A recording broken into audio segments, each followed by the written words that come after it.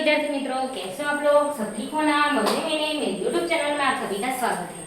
तो आज हम देखेंगे 11 साइंस चैप्टर 2 परमाणु बंधन। तो परमाणु एक अक्षर आकार देखेंगे, इसे साइज स्क्वायर कहते हैं। क्या कहते हैं? साइज। तो आज आयुषी बोलेगी और मैं उसको पढ़ाऊंगी। ओके, तो देखिए आप, साइज स्क्वायर यानी वो बिंदुओं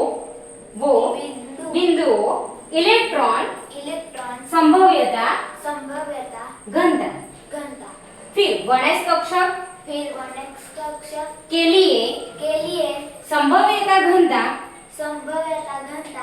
केंद्र के आगे होती है। बिंदु की संभाव्यता घनता शून्य हो तो बिंदु को नोडल सपाटी या फिर नोड कहते हैं। ओके, क्या होता है? सपाटी शून्य होती है तो उसे क्या कहते हैं? नोड कहते हैं। एनएस कक्षक के लिए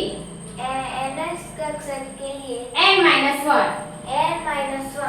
ओके, तो आकृति में दिए गए बिंदु इलेक्ट्रॉन संभाव्यता घनता निरूपण करता है। वो आपकी बुक में है आकृति, तो देख लेना। संभाव्यता घनता